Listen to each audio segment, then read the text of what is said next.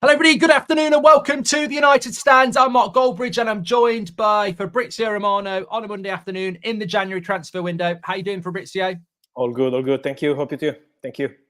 Good. Lots to get into. I suppose the first place to start with, I can see the chat's buzzing off about.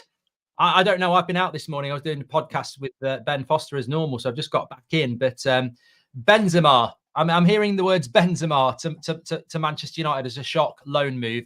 My thoughts would be, how would that happen? Because he's on big money. But is there any prospect of him leaving Saudi Arabia and coming to Old Trafford?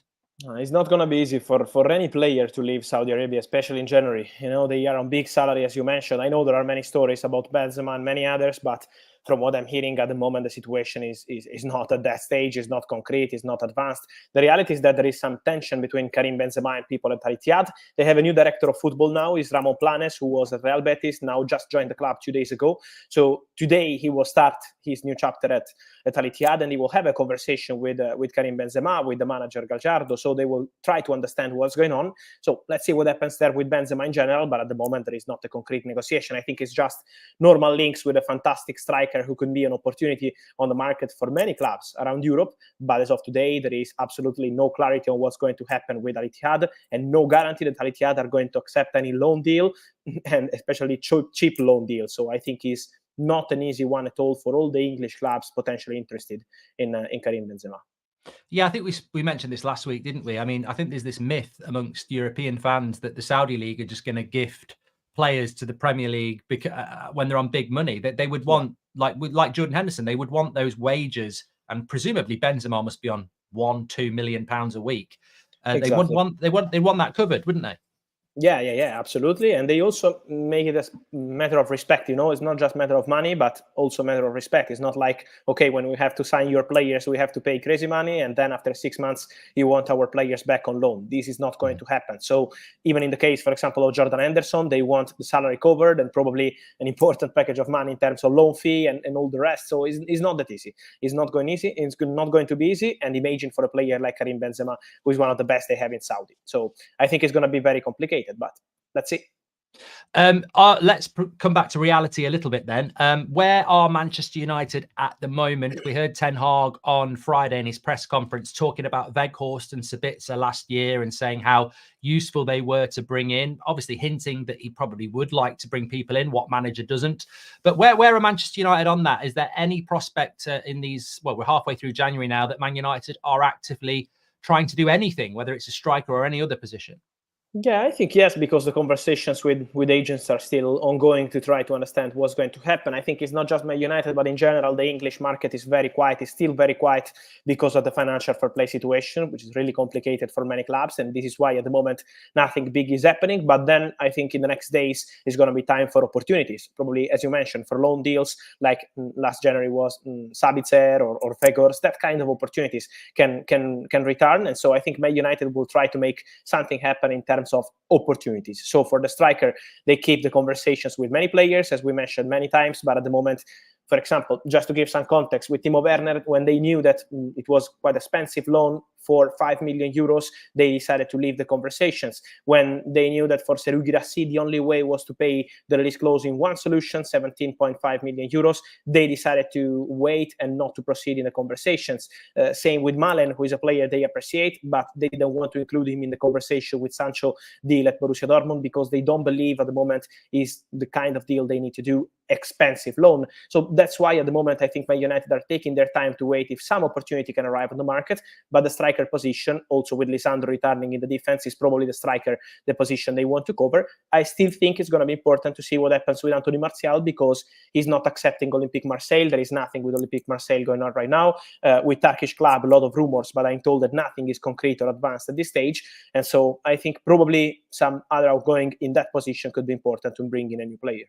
I was going to ask you about Martial. A lot of people in the chat talking about that. Is it just Martial's refusal to leave and he wants to run his contract down, or do you think there is somewhere that he'd like to go? It's just not happening yet.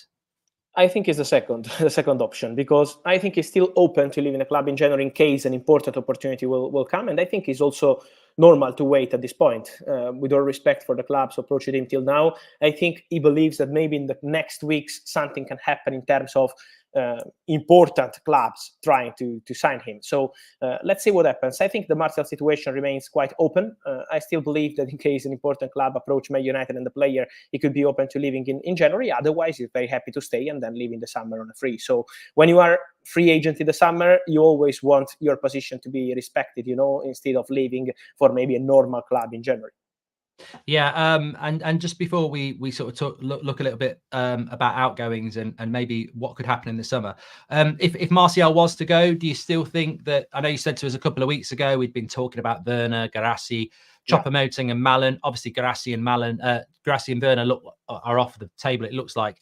Would MALEN still be there, do you think, if Martial went, or do you think that's too expensive? I don't think it's going to be easy, the MALEN deal in general. I think it's going to be probably too expensive. He's a player they appreciate because he can play also in different positions up front. So he's a player they like, and they have excellent relationship with people close to the player. That's why I'm not going to rule him out, but I think it's going to be probably too expensive. I think a player like Choupo-Moting could be the perfect solution, for example, for Man United. But in that case, is Bayern pushing to keep the squad, not to change anything, telling him you are an important player, even if you are not playing, even in the dressing room, we need a player like you with your experience. So Bayern are trying to convince the player to stay. But in case Man United will try to go strong on a player like Choupo-Moting, I think that kind of solution could be the perfect one for United. And if it's not Choupo-Moting or MALEN and Martial does go, do you think it's just going to be a shock again, like Weghorst was, or a Gallo? Probably, yes. Okay, let's talk quickly about outgoings then. We've had conversations about Varane in the past. Do we see Varane leaving now in the next couple of weeks, or anybody significant like that? I don't know. It doesn't seem like we're going to look to move a McTominay or a Maguire or a Varane now. It looks like we stay with what we've got. Yeah, I agree with you. This is the feeling now. Then we know in the market anything can happen, but at the moment is still very quiet for these players. And also for Varane, honestly, we always heard these stories about the Saudi clubs, but apart from Al Hilal, who had the budget to sign a new left back and they're signing Renan Lodi, all the other clubs don't have the green light to invest big money yet. So in case it changes, okay, we have to see what happens. But as of now, the situation is still very quiet also in Saudi because they don't know how much they can spend on signings in the next 10-15 days. So at the moment, the situation is not that advanced, even with Raphael Varane. So there's always a lot of rumors, but then nothing concrete came to Manchester United in terms of official proposal or to the player, because even the player has not received any formal proposal from Saudi. The last approach was in July. The interest is still there, but then in terms of proposal, there is nothing off the table. So I think Varane could be one to watch in the summer transfer window, probably, when Man United are looking to change many things at the club. But in January, I think there is still a good chance for him to continue at United. I think that's got to be good news that we keep Varane at least till the summer. And then I agree, if we're going to make big changes, make them then. Just before I talk about the summer, Hannibal Mejbri's deal to Sevilla looks like it's going through. I also want to ask you about Pellistri and what's happening there as well. But with Mejbri, the deal looks like is it 20 million euros in the summer, but have we got a buyback clause? There's a bit of confusion about that. Yeah, let me explain that. Let me explain what happened. So first of all, the feeling at Man United is that is 99.9% returning at the club at the end of the season, because for Spanish clubs to invest 20 million euros, if you are not Real Madrid, is very complicated, even for Barcelona, even for Atletico Madrid, imagine for Sevilla in their position. Even if Hannibal is going to have a fantastic loan, it's going to be complicated for any Spanish club to go there and put that money on the table. So Man United believe this is going to be a 6-month loan, and then the player will be back in the summer. Yeah. That's why at the beginning, this buy option clause, was agreed, but then Man United keep believing that the player will be back. Then what happened is that also after conversations with INEOS, they wanted to be protected because maybe there could be another club behind Sevilla in the summer trying to make this deal happen with Sevilla for 20 million and then finding a way with Sevilla to get the player. So INEOS always wanted to be protected, and there is going to be a buyback clause. It's going to be around 35 million euros for Hannibal. So 20 million euros by option, 35 million euros buyback clause. But the feeling of all parties is for Hannibal to return at Manchester United in any case at the end of the season. And he also had different opportunities because Lyon, Everton, many clubs were there, but he decided to leave and join Sevilla because they already wanted him in the summer. They were pushing to sign him at the end of August, and Ag said no. Ten Hag was still hoping to keep the player, but then at the end he believes this is the best option for the guy to go and play. And for Pellistri, there is a lot of interest, really. Betis wanted him, but now the director has joined Al Ittihad, so the plans of Betis are changing. PSV and Dover really like the player and want him on loan, but at the moment there is still not an agreement in place or anything advanced. It's just an interest.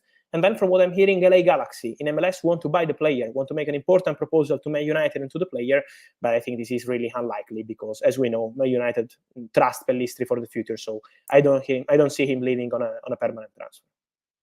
Thank you for those updates, Fabrizio. Now, one story that's sort of been in our fan base probably for the last 24 hours and probably for the last few weeks. In fact, Baldwin's just said it there about Marcus Rashford. Under the INEOS way, I suppose we've got to think that if they are going to come in and change United, who failed badly for 10 years, then they may need to do bigger things than removing Sancho and Martial. If somebody like Marcus Rashford, and I find it hard to even say these words, if someone like Marcus Rashford was seen surplus to requirements, many United fans would struggle to believe that anyone would buy him. With PSG moving Mbappe off, is that a club that still, and we know they were a couple of months ago, but I suppose the question is, if Manchester United and Marcus Rashford decided to part ways in the summer, do you think there would be interested clubs such as PSG in him? Yes, but not just PSG. I think there will be many clubs interested in Marcus Rashford. PSG were really interested when Pochettino was there, because Pochettino has always been a big fan of Marcus Rashford, and also people at the club at PSG, including Luis Campos, really appreciate Marcus Rashford.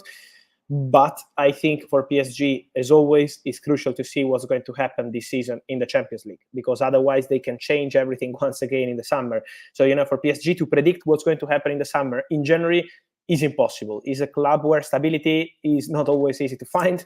And so I think at the moment is really complicated to predict what's going to be their plan for the summer transfer window. The answer to your question is yes, they really appreciate Marcus Rashford and they still appreciate Marcus Rashford, but it's not even a topic being discussed internally at the moment because they don't know what's going to happen in the summer transfer window, and they still don't have any formal communication from Kylian Mbappé. So at the moment they are still waiting, basically, and waiting for the Champions League, because this is going to be crucial for all people involved at Paris Saint-Germain.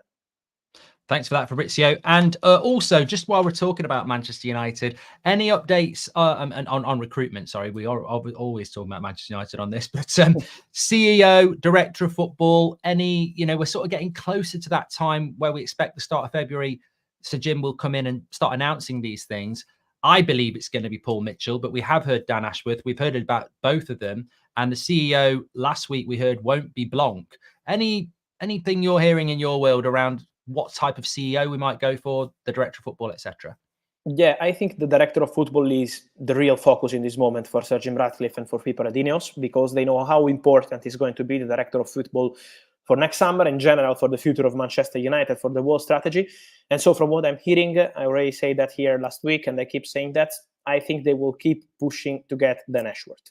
It's not going to be easy, because Newcastle will try their best to keep him at the club. Newcastle are playing down all the rumors also because we are in the January transfer window. So obviously they want to continue with him, and they know he's focused on the January transfer window at Newcastle.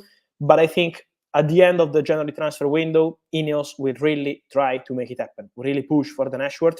They really appreciate him. They believe he's the perfect man for the job. Then, as I always mention, we have to see if they want to go with one single person taking care of the strategy, or maybe with 2, 3. So Paul Mitchell is still there. He's still one of the names really appreciated by people at INEOS. So I would not rule him out.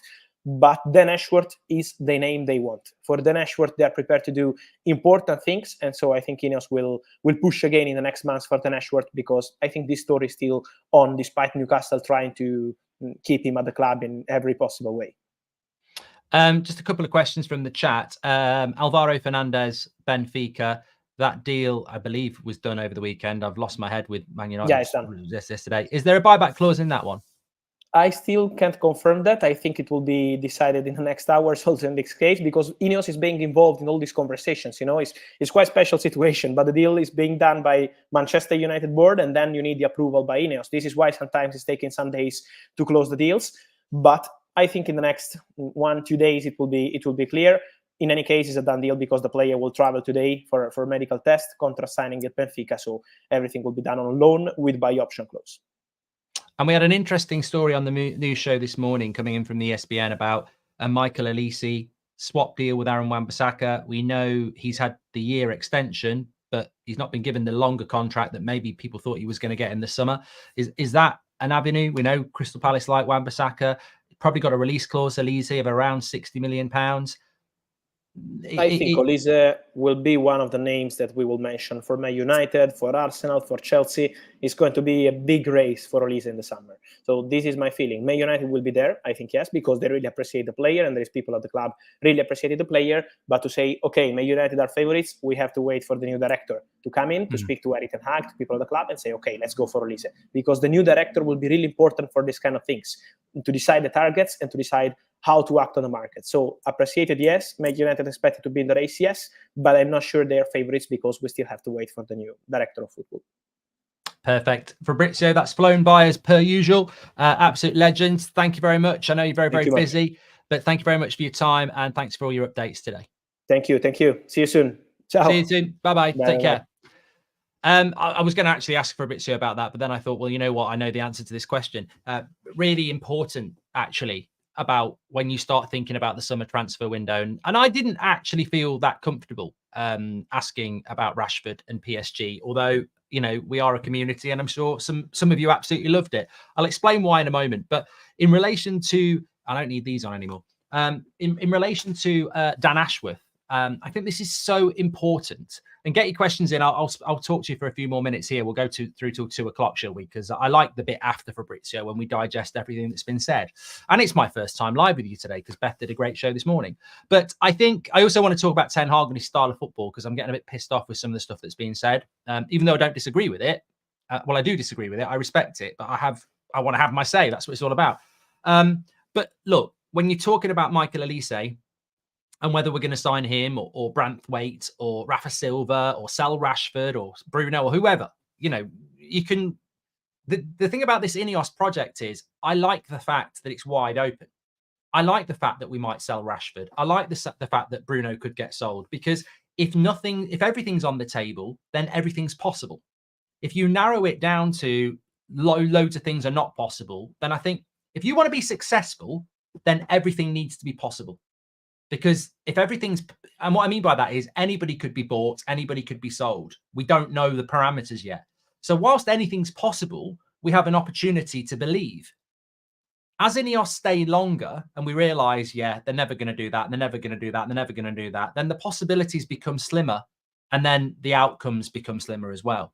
But what I wanted to say about Ashworth was that if you bring Dan Ashworth in or you bring Paul Mitchell in, Fabrizio is absolutely spot on. It depends on what the director of football thinks about the targets in his conversations with the manager, whether that's Ten Hag or somebody else. Because as we know, for example, with Newcastle and Brighton under Dan Ashworth, they have I call it the Conor Gallagher effect. Conor Gallagher, I'd sign for Manchester United tomorrow.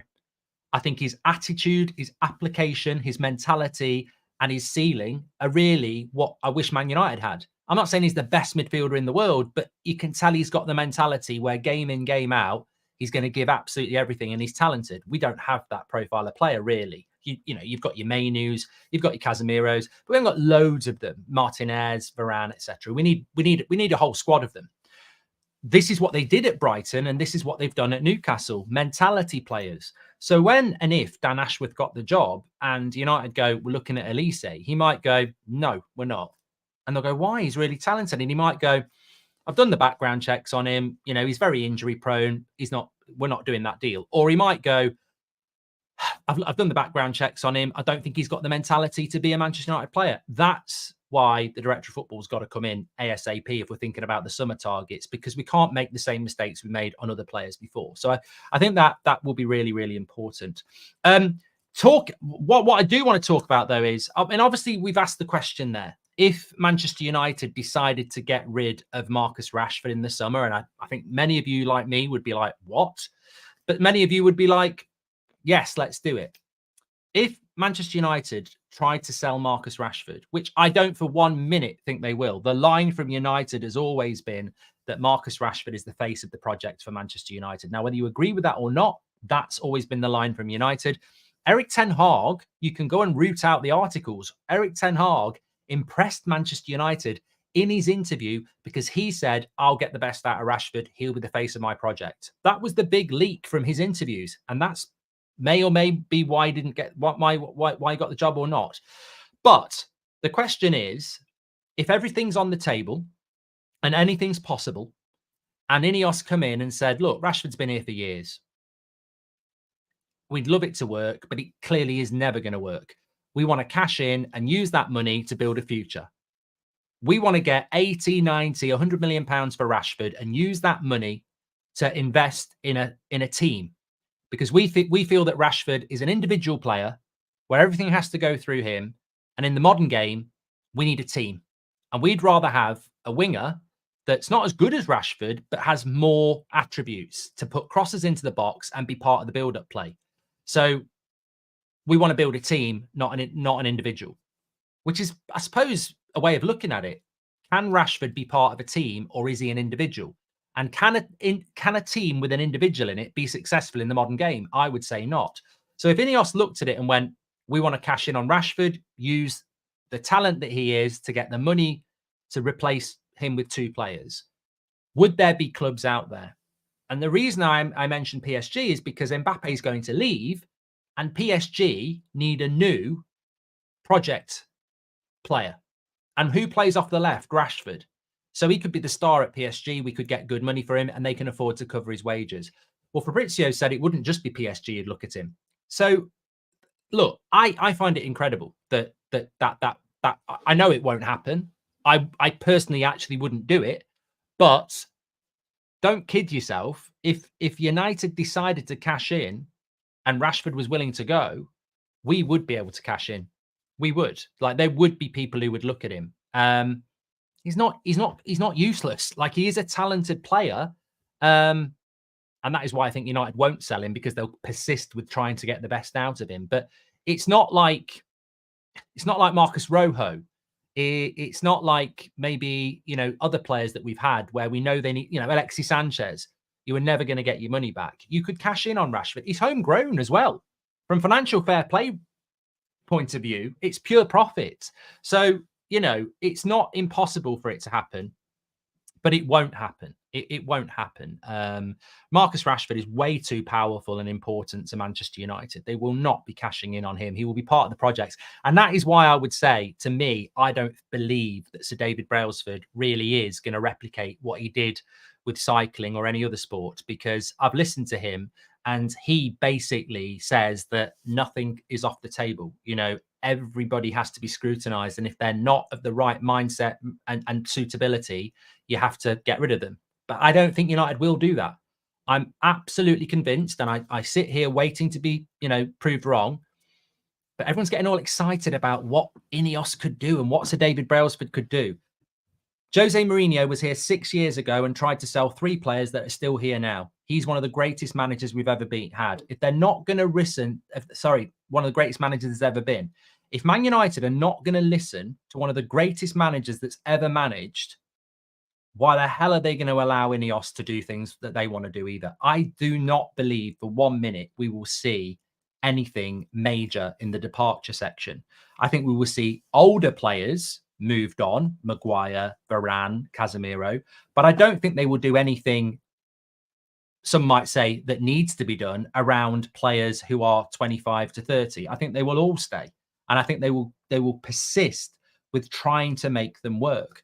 But that's just my opinion, because ultimately, if we're being absolutely honest, when you look at United's performances over the last 10 years, nothing should be off the table. No player should be safe, apart from, at this moment in time, Garnacho, Mainu, and Højlund, because they're so young and they can be part of the project. I don't believe that there is any chance that a Bruno or a Rashford, and I know we use those 2 names the most, but the reason we use those 2 names the most, and they should take it as a compliment, is because they're the 2 stars of the team.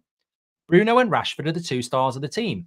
So when you look as an example of getting rid of players that would shock, you're always going to use them. There's no point in saying Lindelof and Wan-Bissaka. They're not the stars of the team. The reason we mention Rashford and Bruno is not because there's some negative agenda against them. It's because they're the stars of the team and the team's not good enough. So if you want to change your future, you've got to be willing to change your stars. I don't think Man United are willing to do that. But some people can't get their head around that. I don't think even Marcus Rashford can get his head around that. You know, when you see him going like that, when he scores one goal, his first goal at Old Trafford since May, and you see him putting Instagram posts about saying thank you to everybody who sticks there and supports me and the team. But that's just that's just fanboy, fangirl. Like, why would a Manchester United fan consistently support any player at the moment? We're shit. Like, if you, who cares more about the team? The fans who call these players out for not putting a shift in, or the people who just stick by them like they're in a fan club? We're Manchester United fans, Marcus. Like, I don't know who's about around you. I don't know who's posting for you, but just focus on being a Manchester United player. Because I'll tell you what, the people that have been standing by you and liking your tweets and everything like that, they're not Man United fans, because it's not been good enough for the last 6 months. It's not been good enough. And in life, the people who tell you it's not good enough are telling you it's not good enough because they know you're better than that. And the people who are kissing your arse, they're not friends, really. They're telling you that your performance over the last 6 months has been great. Stick at it, mate. Keep working hard. Mate, in life, the best people to have around you are the truthful people. You'll note, I'm not saying sell him. I still think he's a good player. I find it hilarious that my name is under his Instagram posts as being a hater. Well, clearly they don't watch the content, because you'll know I hate it when people use the word Trashford. I hate it when people are jumping on his back when he's one of our best players. But what I will do is say that over the last 6 months, it's not been good enough. That's not hate. If you don't like that sort of conversation, let's have a conversation, because I'd love to know how you think it's good enough. What I'm saying is you're better than what you've been doing. And ironically, yesterday, you did the one thing that we've been screaming at you to do for 2 years. If you pass instead of shooting, you'll get a better chance. He passes it to Rasmus, he makes the run, and it's a brilliant finish. But these things don't seem to go in. They don't seem to go in. And whilst we're having this conversation, the same conversation has to be said about Bruno. And guess what? Surprise, surprise. I really like Bruno. What we struggle with, and maybe Rashford struggles with it because he's a lot younger than me. I'm not in my 20s anymore. Thank God. I mean, most people would say, well, surely you'd rather be young again. I think there's a real failure to grasp that criticism is not hate. It's critique. It's there to improve you. All through my upbringing, I got critique and positivity. When you do something well, you get praise. And when you're not at the level, you get told you're not at the level, because that's how you get better. I don't know whether we've lost this ability, because if you say something to somebody that's critique, they can complain about you and you can lose your job, but it's critique. And people don't seem to be able to deal with critique. And I don't really get why. Bruno Fernandez, I've got no issue with him being the captain of Man United, and I'll always defend him, but he's ridiculously inconsistent. Look, the 8 o'clock show tonight's going to be fire. It's going to be so good. There's so much stuff I want to get out about it. But what I would say is that if Manchester United, and I'd say this to Rashford, I'd say it to Bruno, I'd sit down and say it to them, I'd say it to Sir Jim, I'd say it to Sir David Brailsford, I'd say it to Ten Hag, because I don't dislike any of those people. All I want is Manchester United to be good. That's all I want. And if I had all 5 of them sat down now, I'd say, in my view, for what it's worth, I'm just a Manchester United fan. In my view, I've watched a lot of Brighton, I've watched a lot of Newcastle, I've watched a lot of Arsenal, I've watched a lot of Liverpool. They are teams, and they are structured teams. And what confuses me, Eric, first of all, is I watched your Ajax team, and it was a team.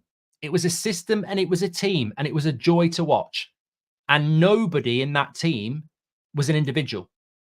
You played as a team. There was a system. You knew what was going to happen from back to front. Amazingly, some of those players that were part of that team are now at United.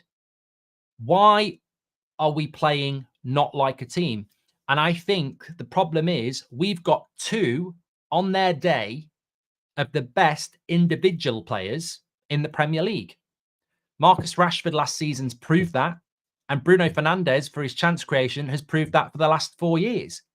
Bruno Fernandez and Marcus Rashford are very, very good players. On their day, they're 2 of the best players in the league, but they're ridiculously individualistic. They're individualistic players. They're not team players. And if you can't turn them into that, we're always going to struggle. And I like both of them because they're flair players. And I love players that get me on the edge of my seat. But they're not team players. They're individualistic players. Rashford gets the ball. Teddy Sheringham, I was listening to the radio today. Teddy Sheringham this morning was asked about Rasmus Højlund. And he said, I'm a striker. And he was asked what he thought about Rasmus. And he said, it's really hard to judge him. And anybody who is judging him is not being fair because it's hard to judge a striker that doesn't get service. And he said, I've played that position and you're in the box and you know you're not getting across because the team's not geared up to create chances for you. Man United get the ball to Rashford. He runs at a player, he either shoots, takes them on, but that's all United do. And that's from Sheringham, who's played up front at the highest level. And he's like, I can't judge Rasmus because United are not set up for a striker. They're set up for Rashford. You know, that ball will go from Bruno to Rashford. Rashford will run forward. He's very good at it. And if he scores, it works. But that's all they do. And he wasn't criticizing Rashford. He was just saying, United get the ball to Rashford. Rashford runs at somebody, has a shot. And, you know, that's it. As a striker, you know that ball's not coming into you. So I think that we've got two very good individualistic players. But what we've got, you know, I wake up this morning and I see, I've gone past 2 o'clock. Fucking hell, this is like the 8 o'clock show now. I wake up this morning and I see people going, wow, it's Ten Hag's fault. It's Ten Hag's fault. If Ange can get Skip, Højlund and Bentancur playing like that, Ten Hag should get Bruno and Rashford playing like that. And I you know, football's open to all, but that's just such low level intelligence, in my opinion, when it comes to football, because Rangnick, after one game, realised he can't play the football style he invented at Manchester United. I mean, Ralph Rangnick invented a style of football. And after one game, he realised he couldn't do it at United. Ten Hag had one of the best styles of football in Europe at Ajax and can't do it at Manchester United. So if Rangnick and Ten Hag, who are both very reputable tactical coaches in the game, cannot get Man United to play any other way than the way we're playing, what makes you think Ange can do it? The reason Ange can get Skip and Højbjerg and Bentancur to play that style of football is because they probably have player personalities that are disciplined and will do as they're told. At Manchester United, we've got different players to Spurs. We give people life-changing money. Skip's probably on about 10 grand a week. You know, we've got squad players on 100 grand a week. Manchester United is not Spurs. And if you've watched Manchester United over the last 5 to 10 years, what makes you think any manager can come in and get these players to play? I don't need to individualize this. Our team as a collective is not technically as good as Spurs or Brighton or Newcastle. Forget Man United, forget Man City, forget Liverpool, forget Arsenal. Our team is not capable of playing football like Villa, Brighton, Newcastle do. We're not capable of it. That's a technical thing. The reason Pep Guardiola will buy 4 right backs before he finds the one he wants is because he wants the right type of player. If a manager can, what I'm trying to say is there is this belief in football. And I heard Jim White about it on about it at the radio today. There is the belief in some fans that a manager should be able to get any player to play any way. Why do we have a transfer system then? If any manager can get any player to play any way, why does Pep Guardiola spend so much money? Surely he could just go into any club and say, put your money in your pocket, send it to charity. I can turn this lot into tick-a-tack of best players in the world. But you can't. He has to buy players to do that. He has to buy the right players to do that, who've got the skill set to do that. Bottom line is, our recruitment over 10 years has been shambolic. And we've collected a set of players that technically cannot play the way the game should be played anymore. Our best players are individualistic flair players. We don't have a team structure. And that is why we can't build patterns of play that lead to chances for a striker, because it's individualistic. I remember watching us play against Brighton last season away.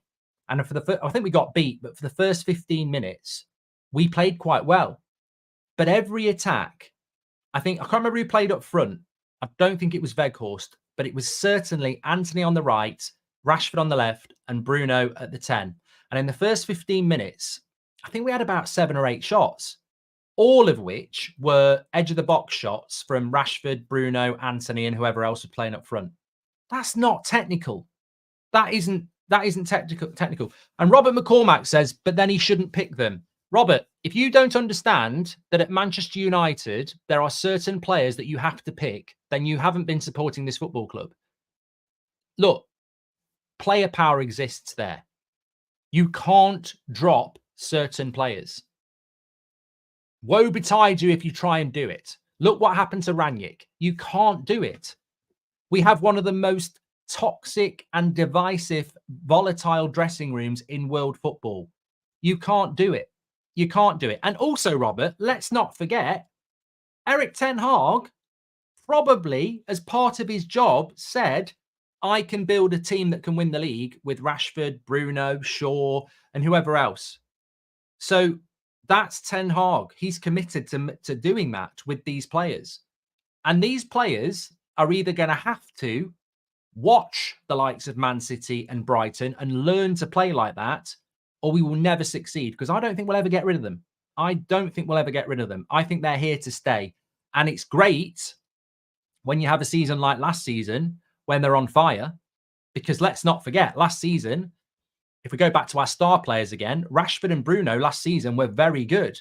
You get the creativity, you get the goals. But was the style of football good? Was last season style of football as good as what you've seen Newcastle play or Villa play this season or Spurs? No. What happened last season is we had a very strong defence with a very informed, individualistic counter-attack. We didn't play good football. We didn't play team football, and we didn't create chances for the striker either. So what's happened this year is our individualistic players are out of form and our defence is not as strong. I don't think there's a lot of difference between last season and this season. And I think the people who talk about style of play, where's the style of play? I'm sort of like going, do you watch Manchester United then? Do you not realise we can't have a style of play with the players we've got because they're not capable of a style of play? Our best chance is a strong defence and our individual players being on form. And we're very one-dimensional, which is why I think people say we can't play against the low block. I think what teams do is they overstack the right-hand side because they know that's where we're coming. We're coming down the left-hand side because our best player plays off the left-hand side. So they overstack. We're very one-dimensional. For me, I would clear it out. I would clear it out. I would knock it all down and start again. I don't believe we will do that because I don't think we've got the financials to do it. So Jim Radcliffe putting 1 billion of their own cash. They wouldn't do this if they're being overpowered. Tough choices to be made in the summer on players and managers, says Akash. Mate, I really hope you're right because we need to see that, but I'm not so sure we will. I've said it for ages. Rashford should have gone to PSG, says Jack. I don't think he's going anywhere, so I don't really entertain the question. It's always a player like Bruno that I like, but I see the flaws, I see the frustration, but I don't really spend any time thinking about it because I know for a fact that Man United have got absolutely no desire to remove Bruno, Rashford, or any other player like that. They won't get rid of them. So what we have to hope is that the players themselves take on board the criticism and realize they need to be less selfish in the way they play. They've got to be more system players. I've said it before. Bruno Fernandez needs to stay in the number 10 position. Like he's right back, left back, centre forward, right wing, left wing. If you run around everywhere, you're nowhere. And that's Bruno's big problem. If he just stayed in position with some discipline, we've probably got one of the best number 10s in Europe. Marcus Rashford needs to learn to stop being so predictable. You know, Rashford reminds me of Ronaldo in 08. Now, people are going to absolutely clip this up and laugh at me, but you're not letting me finish. Rashford reminds me of Ronaldo in 08, and maybe he's modelled his game on him. I mean, let's be honest, Rashford's been at United for years and Ronaldo's been there. So Marcus Rashford reminds me of Ronaldo in 08, simply because he is a left winger who doesn't track back, And when he gets the ball, his first instinct is to take people on and score. I mean, Ronaldo made a career out of this at Man United. The problem is, one, he's not as good as Ronaldo. But two, you can't play like that in 2024. You can't be a winger that doesn't track back and also, when you get the ball, is just thinking about scoring. Mo Salah doesn't do that. Son doesn't do that. Saka doesn't do that.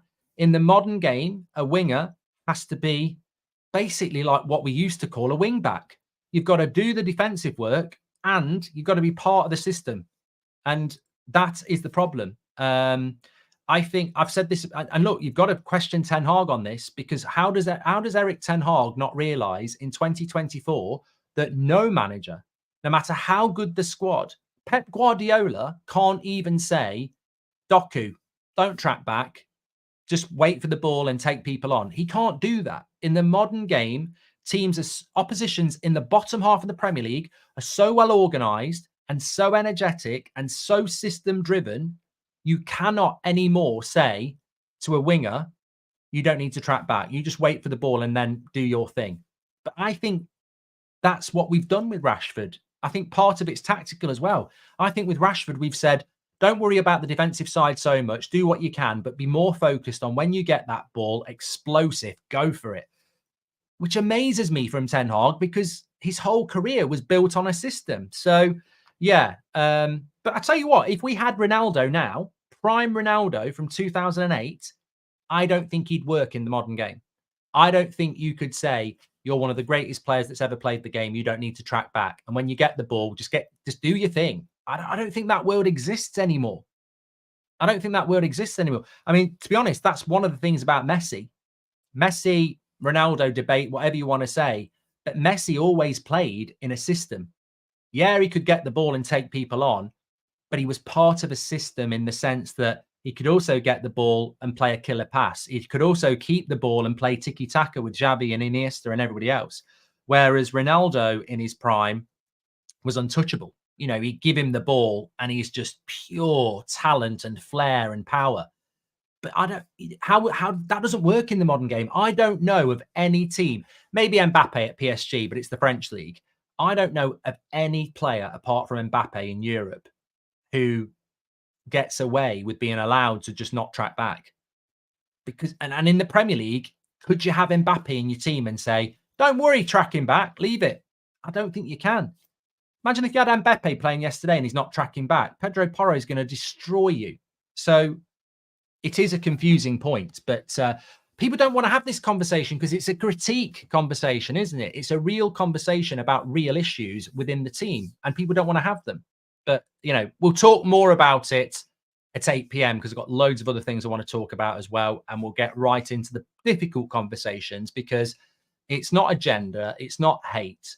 It's about why United don't have a system of play. And ultimately, we're too individualistic and selfish, and we will never compete. We will never compete at this level when you've got every other team playing as a team for the betterment of the team, and we've got individuals playing their own game. It will never work. Thanks everyone for watching. Make sure you smash a like on the video and subscribe. Fantastic show, considering Fabrizio left half an hour ago. Thanks everyone for watching. I'll speak to you all in a bit.